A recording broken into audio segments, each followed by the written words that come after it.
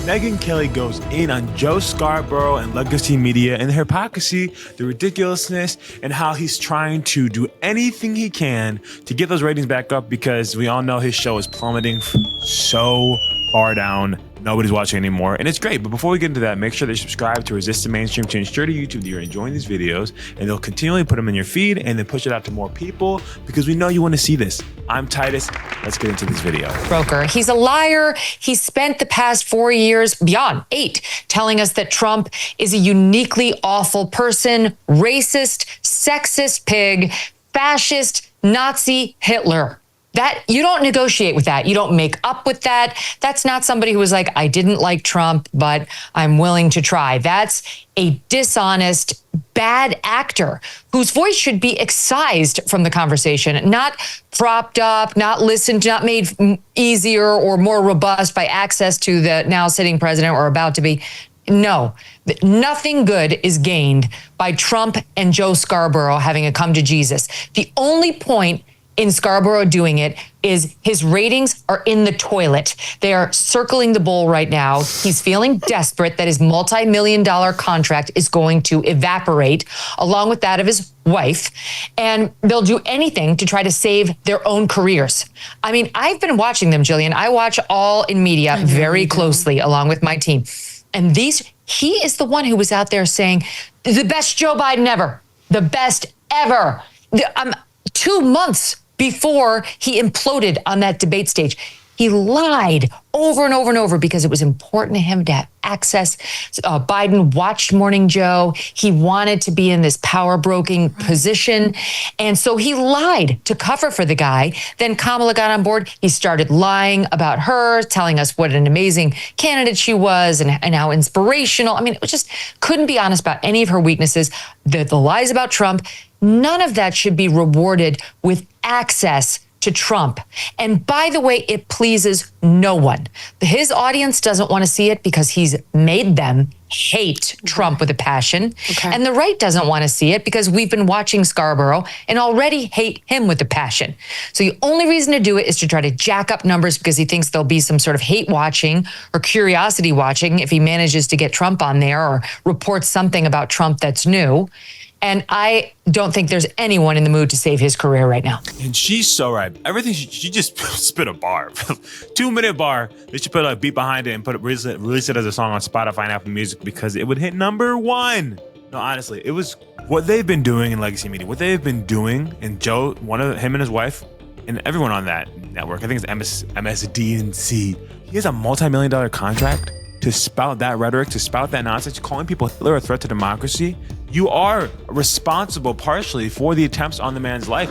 You have ostracized and vilified a whole demographic, half of the country, more now because he got the popular vote.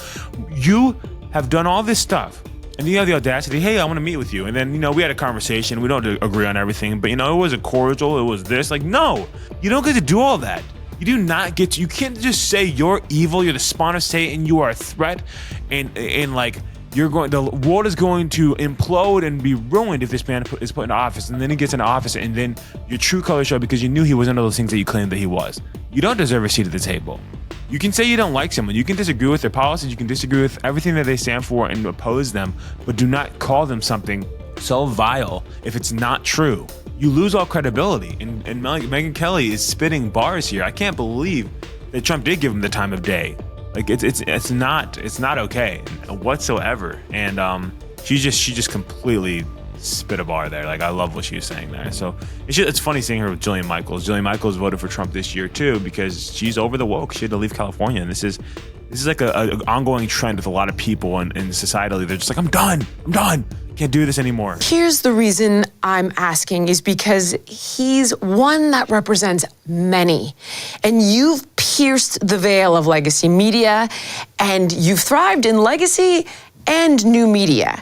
So the real question that I think I'm trying to get at is, why is the vast majority of legacy media targeting Trump, or have they targeted Trump? How come their agenda is elect Kamala at all costs? Okay, now that's not an option, but most are relentlessly continuing to critique him and his cabinet, of which I have some questions for you because I don't even really understand. To be honest, it's confusing me. So why is that their agenda? What am I missing about that? And then they've always been left. Sorry, go ahead. No. Well, and then subsequently, that's why I'm wondering what the alternative is. Because it's like, do they go and make peace and try to present a more neutral point of view? Or do they continue to just relentlessly go after him, which could compromise, in my opinion, his ability to have a successful second term like the Russia hoax the first time? So first of all, they are left, and they've been left for a long time, and they've been doing this to Republicans for a long, long time, long before Donald Trump came on the scene. Right. So it's not entirely about Donald Trump. It doesn't really matter who it would be. If it were a Republican, they would be doing this to him. That's a time-honored tradition on the left and with our media, and it's not going to stop anytime soon. They really hate Trump because he doesn't kowtow to them, because he doesn't comply with any of their declared norms, because while he does need them, his attention is his oxygen. He will be quick to discard them if they don't do what he wants, and they can't stand that. They're used to being able to control a politician or someone in power more with their negative coverage or their threats of negative coverage. So I think that's all in the mix right now. But as to your second question, no, it's fine. Media is getting more polarized by the day, and it's a natural, welcome, expected, necessary reckoning. Is it? We used to be this way in our country. Yeah. I heard you say they've radicalized you, and I feel myself slipping, being less neutral, and I'm alarmed by that. I'm getting more aggressive in my arguments about health, about RFK. The tolerance is leaving me. And then when you said they radicalized me, and they did, Megyn, they forged you in fire. They created their biggest adversary. And it's like, is there no going? So you think it's a good thing. Why? It's hard to be neutral when that each side is so heavy against each other, and each side has gone to this extreme lengths to vilify the other. And obviously, I think the Republican or conservative demographic or side, it's a reaction to an action done by legacy media vilifying all of them. So I'm not going to blame the individual, the civilians in America that I think most of us mean well, but media and politicians, they vilify the opposition. And because legacy media is predominantly represented on the left, we have really been ostracized and put down, and kind of like you come to a place like what Jillian's saying here, where you're just like, I don't even care about being tolerant. I'm going to tell you how wrong you are. What you've been doing is wrong. And even if it's justified, you have no room to even like try and see the other side, because you're like, what do you mean? We already know at this point what you guys think and where you stand. Everyone else promotes what you think and where you stand. You need to hear our points and what we think and why we think this way, and why what you're doing is not conducive to a fruitful society. And like, you just like feel justified almost in like saying, shut up. Like, no, you shut up and listen, I'm talking now. Like, but you do need to some degree still create that sense of like camaraderie and like understanding on outside. Like, cause we're all people, we're all complex. We're not all just one dimensional. Everyone's nuanced. Everyone has their own. So there's a lot more to it, but I understand the thought process of just like, can you just shut up? What you're doing is wrong. What you guys have been promoting is wrong. It has not been helpful. And look how lost we are as a nation. So I get it. But yeah, we can't just completely do what they did to us. Yeah, because Jillian, I think like you, I came up, in Democrat family. I was surrounded by all Democrats. Most of my friends to this day are mostly Democrats.